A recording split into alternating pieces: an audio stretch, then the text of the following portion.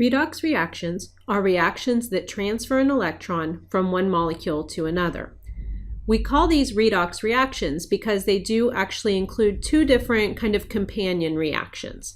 So there is a reduction reaction, or in other words, one molecule is going to get reduced. And then we also have an oxidation, and along the same lines, we say that one molecule is going to get oxidized. So those two terms together are going to give us that redox part of it. So if we talk about these two, reduction is when a molecule gains an electron. Okay, so this would actually be the second part of this because we're saying that that electron is getting transferred to another, and that's to another molecule. So that other molecule that gets the electron is going to be what we call reduced. The oxidation part is when a molecule loses an electron. So that's the first part because we're going to take an electron from one molecule. So whenever that happens, we say that that molecule that lost the electron is oxidized. So a redox reaction, we're just moving the electron from one molecule to another. So there is always, in that case, going to be one molecule that gets oxidized. That's the one that loses the electron. And there's going to be one that gets reduced. Now, at the same time that we are moving this electron from one molecule to another, there is going to be some changes in the potential energy of those molecules. So the electron is going to carry with it potential energy. So when this oxidized molecule loses its electron, it also is going to lose some potential energy. And that potential energy is going to move with the electron to the reduced molecule.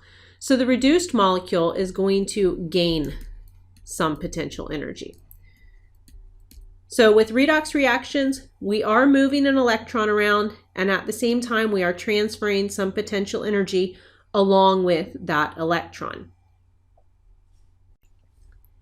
Electron carriers are going to be very important in cells when we do start to have oxidation and reduction reactions. And what these electron carriers are going to do is they are going to accept electrons. So that means they're going to get reduced and then pass the electron on. So they're going to pass that electron to another molecule. So this means that they get oxidized and then they get reduced. Or we could say they get reduced and then they get oxidized. So they're constantly really alternating between accepting an electron and then turning and really passing that electron on to another molecule.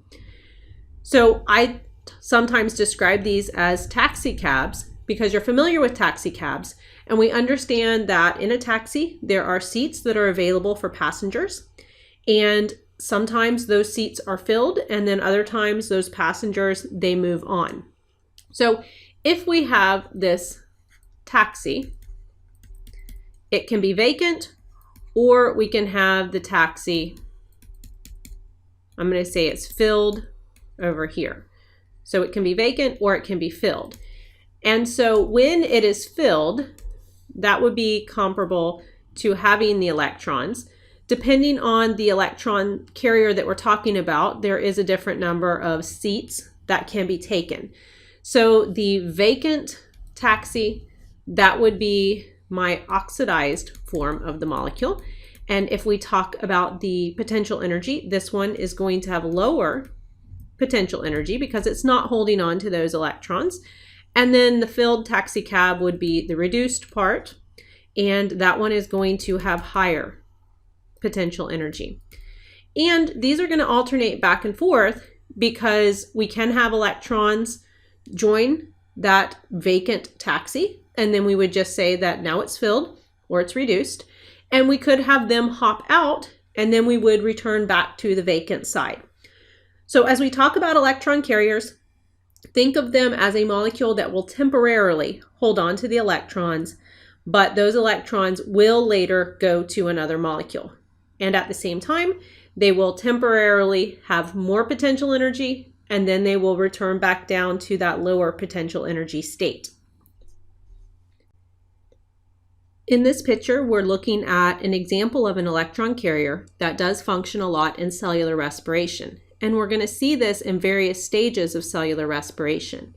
It is a large molecule, and if we put the kind of shortened name of it up here, the first picture that we see here on the left is what we call NAD+, and then this picture over here on the right is NADH.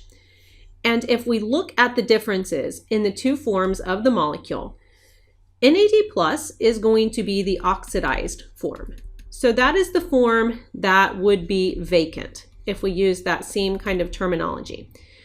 So this one here has some space where it could accommodate some electrons that we might pick up from another molecule. If we do gain those electrons, so that's what we're seeing in this reaction here, if we gain some electrons, in this case it's going to be 2 electrons, and a couple of hydrogens will be picked up at the same time. But we want to focus on those electrons. If we pick up those 2 electrons, that is the reduction reaction, and we do change the name of the molecule now to NADH. So NADH is going to be the reduced form, and we could say that it is occupied. We could also talk about the energy, the potential energy of these 2 molecules. NAD+ is going to have a lower potential energy, and NADH is going to have a higher potential energy. And so with this, we're going to constantly be, again, alternating between reduced and oxidized forms. So notice that this is a reversible reaction. So if NAD+, and we go this way, is going to gain electrons, if we move in this direction, NADH is actually going to lose electrons. And in that case, if NADH is losing electrons, it would actually get oxidized. And the end result over here would be the NAD+.